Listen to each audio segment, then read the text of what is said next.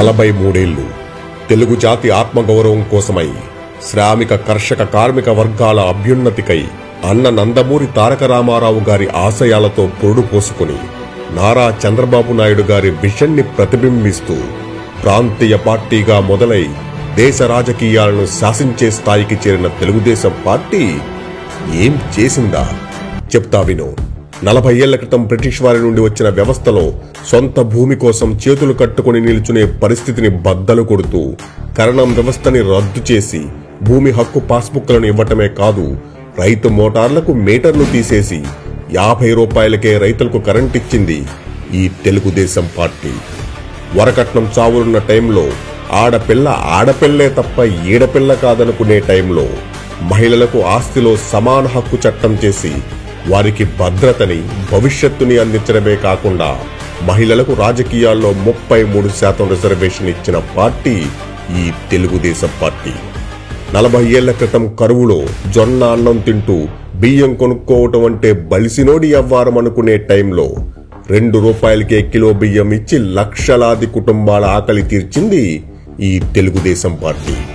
ఇప్పటి తరానికి తెలియకపోవచ్చు కానీ 11,000 కోట్ల రూపాయల రుణాలను మాఫీ చేసి వడ్డీ మీద 5% రాయితీ ఇచ్చిన పార్టీ మన తెలుగుదేశం పార్టీ.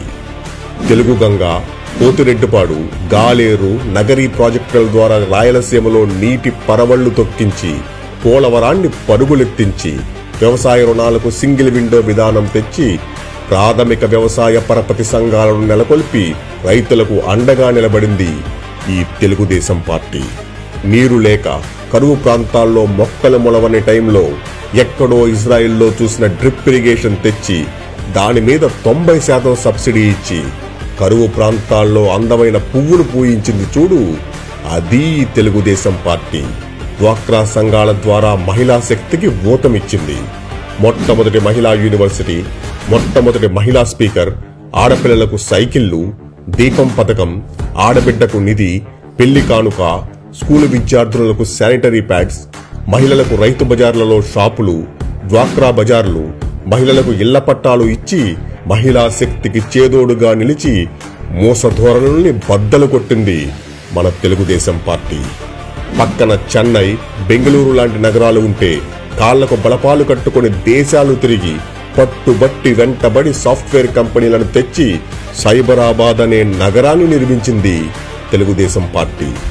జీనోమ్ వ్యాలీ స్థాపించి హైదరాబాద్ ని ఫార్మా హబ్ గా మార్చి ఎక్వా పరిశ్రమకు ఊతమిచ్చి ఈజ్ ఆఫ్ డూయింగ్ బిజినెస్ లో రాష్ట్రాన్ని ఏకధాటిగా నెంబర్ 1 పొజిషన్ లో నిలిపింది మన Telugu Desam party.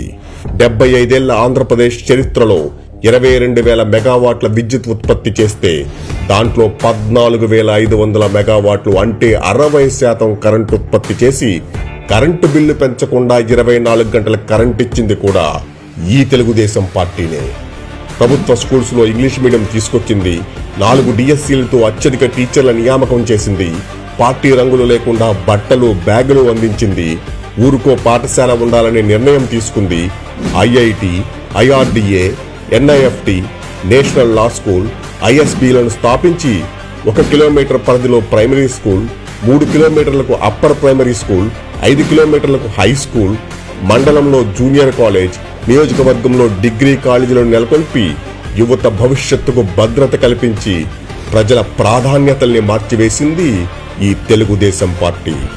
BC corporation, BC భవనాలు, 34% బీసీ రిజర్వేషన్, వారి వృత్తికి టూల్ కిట్లు, తక్కువ వడ్డీకి రుణాలు, ప్రాధాన్యత కలిగిన నామినేటెడ్ పోస్టులు, ఎస్సీలకు బెస్ట్ అవైలబుల్ స్కూల్స్ పథకం, అంబేద్కర్ స్టడీ సర్కిళ్లు, అంబేద్కర్ విదేశీ విద్య, పరిశ్రమల ఏర్పాటుకు సబ్సిడీ మీద భూమి, క్రీడాకారులకు ప్రోత్సాహకాలు, ఇండోర్ స్టేడియంస్, ఏషియన్ గేమ్స్ నిర్వహణ, రైతులకు ఇన్పుట్ సబ్సిడీ, మట్టి పరీక్షలు, ఇంకుడు గుంటలు, చెరువు పూడిక తీతలు, రైతుల మోటార్లకు సోలార్ విద్యుత్ ఇచ్చి రాయలసీమను హార్టికల్చర్ హబ్గా మార్చి ఫుడ్ ప్రాసెసింగ్ యూనిట్లు, కోల్డ్ స్టోరేజీలు కట్టి ఛార్జీలు పెంచకుండా అక్వా రైతులకు కరెంట్ ఇచ్చి పంట కొనుగోలు చేసి ఇలా ఎన్నో పథకాలు, పాలసీల ద్వారా ఈ రోజు ఆంధ్రప్రదేశ్ ప్రజల గతంలో, జీవితాలలో, వారి భవిష్యత్తులో పెనవేసుకుపోయింది ఈ తెలుగుదేశం పార్టీ.